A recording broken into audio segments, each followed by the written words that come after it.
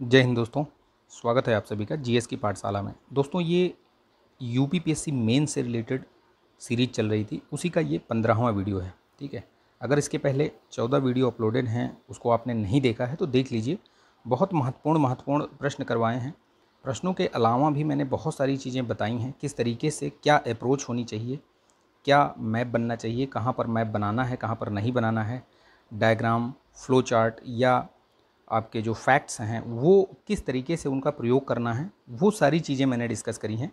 देखिए, प्रैक्टिस मैं इसलिए बोल रहा हूँ देखने के लिए, क्योंकि आप उसको प्रैक्टिस करेंगे, लिखेंगे, तभी आपका कल्याण होगा। अगर आप किसी भी स्टेट की परीक्षा दे रहे हैं पीएससी की बेसिकली, और अगर आप आंसर राइटिंग प्रैक्टिस नहीं कर रहे हैं तो ये अपने पाँव पे आप कुल्हाड़ी मार रहे हैं।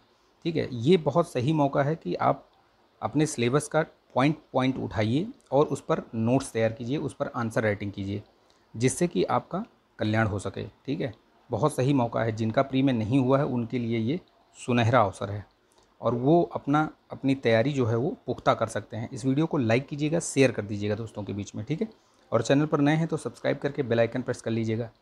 इसको मैं, ये जो पीडीएफ है इसकी, टेलीग्राम चैनल पे शेयर कर दूंगा, वहाँ से आप ले सकते हैं ज्वाइन करके। ठीक है, तो चलिए शुरू करते हैं विदाउट एनी डिले।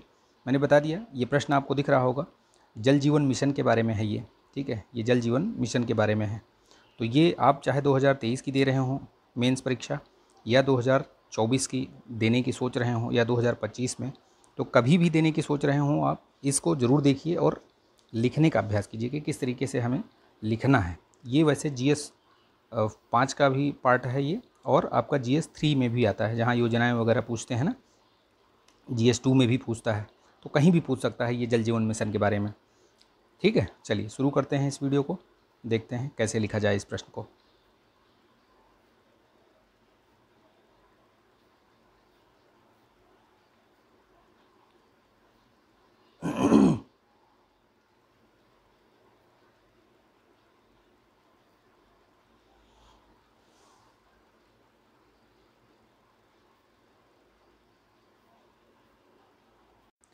देखिए, पहले भी मैंने बताया है और अभी भी बता रहा हूँ, और हर वीडियो में भी मैं बताऊँगा कि जो मॉडल आंसर होता है, जो लिखा जाता है किसी के द्वारा, चाहे वो कितनी भी बड़ी से बड़ी कोचिंग संस्था हो, कैसी भी हो, वो अपने आप में परिपूर्ण नहीं होती है। वो आपको अपने हिसाब से उसको मैनेज करना होता है। उसमें कुछ फैक्ट्स, कुछ डायग्राम, कुछ चीज़ें ऐड करनी पड़ती हैं। ठीक है, फ्लो चार्ट बनाने पड़ते हैं, जिससे कि आपको उसमें जो है वो परिपूर्णता ला सकें आप। ठीक है, तो उसी तरीके से ये भी है। ये मैं आपको जस्ट एक खांचा प्रदान कर रहा हूँ कि ये खांचा है, आपको इस तरीके से लिखना है। इसको आप अपने तरीके से लिख सकते हैं। इसी के ऊपर एक लेख आया था अभी थोड़े दिन पहले, उसको मैंने टेलीग्राम चैनल पर शेयर भी किया हुआ है, जल जीवन मिशन के बारे में। बहुत शानदार लेख है, उसको आप पढ़ के बहुत सारे फैक्ट्स और बहुत सारी चीज़ें लिख सकते हैं। ठीक है, टॉपिक ऊपर लिखिए जल जीवन मिशन। बहुत सारे बच्चे पूछ रहे थे कि कैसे लिखें और कैसे नोट्स इस पर बनाएं, तो आप ऊपर लिखिए जल जीवन मिशन, उसके बारे में लिख लीजिए कि कब शुरुआत हुई, कहाँ से शुरुआत हुई, इसके प्रावधान क्या क्या हैं, ये सारी चीज़ें। और नेट पे अगर आप सर्च मारेंगे तो इससे संबंधित आपको मतलब हज़ारों पीडीएफ, हज़ारों वीडियोज़ मिल जाएंगे, तो आप उससे नोट्स बना लीजिए। ये GS 5 और आपके GS 2 और 3 से दोनों से लिंक करता है। ठीक है, तो ये बहुत महत्वपूर्ण है, इसको दोनों के हिसाब से देखिएगा। ठीक है, अब मैंने इसीलिए इसमें उत्तर प्रदेश के संदर्भ में इसीलिए लिख दिया कि ये GS 5 में भी दिया हुआ है। आपका पॉइंट जो है, पॉइंट नंबर 18 सिलेबस का GS 5 का, उसमें सीधे सीधे लिखा हुआ है जल शक्ति मिशन और अन्य जो केंद्रीय योजनाएं हैं और उनका क्रियान्वयन। ठीक है, तो क्योंकि जिसका नाम दिया रहता है, बाई पर्टिकुलर जिसका नाम दिया रहता है, यूपीपीसीएस उस पर ज़रूर प्रश्न पूछता है। यानी उस नाम से, क्योंकि इस बार पहली बार है, तो आपको ये प्रश्न 100% देखने को मिलेगा। हो सकता है किसी दूसरे तरीके से मिले, लेकिन मिलेगा ज़रूर आपको। जल शक्ति मिशन के बारे में ज़रूर पूछा जाएगा, तो ये जल शक्ति मिशन ही है। ठीक है, जल जीवन मिशन। तो देखिए, जैसे कि मैंने पहले भी बताया है कि आपको देखना है, प्रश्न पढ़ना है कि कितने पार्ट में पूछा है, क्या हम इसमें मैप बना सकते हैं, नहीं बना सकते। तो देखिए, प्रश्न पढ़िए, उत्तर प्रदेश के संदर्भ में जल जीवन मिशन की प्रासंगिकता पर चर्चा करते हुए घटकों को भी बताइए। यानी कि आप देख रहे होंगे कि दो, पहली बात तो लिखा है कि प्रासंगिकता बतानी है। ठीक है, पहला पार्ट। दूसरा बोल रहा है कि इसके घटक, अब आपको घटक याद होने चाहिए, इसके जो उद्देश्य हैं, ऑब्जेक्टिव्स हैं, वो याद होने चाहिए, कंपोनेंट याद होने चाहिए इसके। ठीक है, इसीलिए मैंने बोला कि आप नेट से सर्च करो और इसके कंपोनेंट और जो इसके ऑब्जेक्टिव्स हैं उनको नोट कर लीजिए। वो क्या होगा कि आपके लिए हमेशा के लिए काम आएगा। ठीक, तो वो नोट कर लीजिए आप। तो इसमें मैंने देखा कि भाई ये आपको मैंने बता दिया। फिर इंट्रो में आप किसी भी तरीके से लिख सकते हैं, जैसे मैंने इसी तरीके से शुरुआत की है कि जल जीवन मिशन की जो घोषणा है वो 2019 में की गई थी प्रधानमंत्री द्वारा लाल किले के प्राचीर से, ठीक है, जिसे 2024 तक ग्रामीण घरों में हर घर नल से जल प्रदान करने का लक्ष्य रखा गया। तो ये याद रखिएगा। अब देखिए इसमें आपका प्री, कैसे बोलते हैं कि मेंस की तैयारी से आपका प्री भी अच्छा होता है। तो जल जीवन मिशन के बारे में आप अगर आ जाए कि कब इसकी घोषणा की गई थी, तो 2019 में। इसका लक्ष्य क्या है, तो 2024 तक है हर घर नल से जल, ठीक है। बहुत सारे स्टेट्स जो है अपना 100% दे चुके हैं, कर चुके हैं इसको, बहुत सारी यूटीज़ कर चुकी हैं, ठीक है, जिसमें कि गोवा पहला स्थान रहा है जिसका, ठीक है, गोवा, तेलंगाना ये सब हो गए। बिहार भी अच्छा कर रहा है इसमें। अभी जो रिसेंट एक ट्वीट आया था, ठीक है, तो उस ट्वीट में लिखा था कि अपना यूपी भी जो है वो 50% से अधिक उसने कवर कर लिया है, ठीक है। तो ये भी महत्वपूर्ण फैक्ट है, इसको आप लिख लीजिएगा। ये समसामयिक मैं इसलिए बता दे रहा हूँ। तो वो ट्वीट याद रखिएगा, 50%, ठीक, ये ध्यान रखिएगा, कर चुका है कंप्लीट। तो ये इंट्रो लिख दिया। इंट्रो के बाद आप मेन बॉडी में आइए और थोड़ा सा जल जीवन मिशन के बारे में बता दीजिए। जैसे कि अब आपको अगर ऑब्जेक्टिव्स इसके मालूम है, उद्देश्य इसके मालूम है, तो आप इस तरीके से थोड़ा सा फ्लो चार्ट या डायग्राम बना के आप इस चीज़ को बेहतर कर सकते हैं अपने उत्तर को। जैसे ये सामुदायिक सहभागिता को बढ़ावा देना, ठीक है, प्रत्येक ग्रामीण घर को कार्यात्मक नल से जल प्रदान करना, यानी कि functional house hold tap connection बोलते हैं इसको, FHTC, ये कीवर्ड याद रखना, ठीक है, FHTC।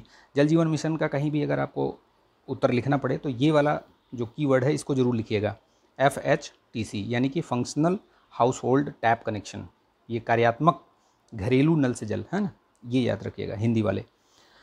सूखाग्रस्त एवं पानी की कमी वाले इलाकों को प्राथमिकता देना, ऐसे गांव जहां पे सूखाग्रस्त है या वहाँ पे बहुत ज़्यादा क्राइसिस है पानी की, वो उसको मतलब प्राथमिकता देना, यानी कि जो बुंदेलखंड और ये मतलब ये वाला क्षेत्र है, इन पे ज़्यादा फोकस करना, ठीक है।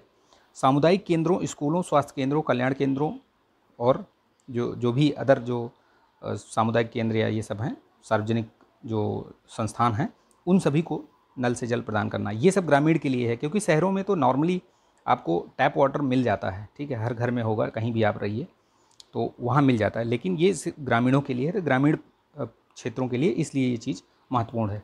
तो अब दूसरा प्रश्न उसमें पूछा था, जो हमने बता दिया थोड़ा सा इंट्रो में, और ये सारी चीज़ें बता दिया कि जल जीवन मिशन क्या है। उसके बाद आगे हम चल सकते हैं कि उत्तर प्रदेश में प्रासंगिकता, क्योंकि उसी के संदर्भ में पूछा है ये। तो अब आप लिखिए उत्तर प्रदेश के संदर्भ में प्रासंगिकता, ये हेडिंग डालिए, जो हेडिंग वो जो पूछा है प्रश्न में वो हेडिंग जरूर डालिए। अब उसमें दिखा दीजिए कि लक्ष्य जो है वो मार्च 2024 तक हर घर नल से जल, ठीक है, ये याद रखिएगा, ये लक्ष्य है यूपी का, ठीक। अब उसमें बताइए क्या है प्राथमिकता, तो भैया जल की आपूर्ति, आप हेडिंग डालिए जलापूर्ति, है ना, जलापूर्ति। तो जलापूर्ति में डालिए कि इसके द्वारा जो है ग्रामीण क्षेत्रों में कार्यात्मक नल से जल प्रदान करने की जो है वो सहायता होगी यूपी में, क्योंकि बहुत बड़ी आबादी है, ठीक है। उस तरीके से आप देखेंगे तो ये बहुत महत्वपूर्ण कदम हो सकता है, जो हर घर नल से जल पहुंचाने में, ठीक।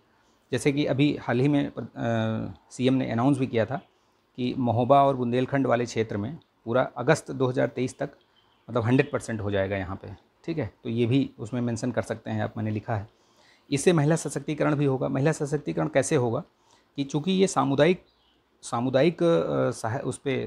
व्यवस्था पे इसको चलाया जा रहा है, यानी कि वहाँ पे पानी समितियाँ या स्वच्छता समितियाँ बनेंगी। लगभग आप जो आर्टिकल आया है उसमें दिया गया है, लगभग 5-5.5 लाख समितियाँ और ये बनी हैं पानी समितियाँ या स्वच्छता समितियाँ, जिनमें 50% से अधिक प्रतिनिधित्व जो है वो महिलाओं का है। तो जाहिर सी बात है, अगर महिलाएं इस तरीके से प्रतिनिधित्व करेंगी तो उनका सशक्तिकरण होगा। और मोरओवर उनको पानी का जो क्वालिटी है वो टेस्ट करने के लिए जो टेस्ट किट आती है उसके बारे में प्रशिक्षण दिया गया है, तो उससे और उनको मतलब उनका जो सशक्तिकरण है और होगा। ये चीज़ आपको दिखानी पड़ेगी, वही चीज़ मैंने लिखा हुआ है यहाँ पे, ठीक है, 50% प्रतिनिधित्व। इसके अलावा भी अगर आप देखेंगे वो आर्टिकल पढ़ेंगे तो उसमें दिया गया है कि एवरेज जो है एक महिला के जीवन में एवरेज 45 मिनट जो है पानी को मतलब पानी की व्यवस्था करने में व्यतीत होता है। अब अगर टैप से वाटर कनेक्शन पहुंच जाएगा तो ये 45 मिनट वो किसी सृजनात्मक कार्य में लगा सकती है, रचनात्मक कार्यों में लगा सकती है, किसी भी क्षेत्र में लगा सकती है, पढ़ना लिखना या कुकिंग कुछ भी कर सकती है, ठीक है, बच्चों की देखभाल, है ना, वो बना सकते हैं। वही वो चीज़ आप इसमें दिखा सकते हैं कि परिवारों को मजबूती प्रदान करना, यानी वो जो पानी बचेगा उसमें जो है आप उसको पानी बटोरने में, समेटने में जो टाइम बचता है उसको आप सृजनात्मक कार्यों में लगा सकते हैं, ठीक।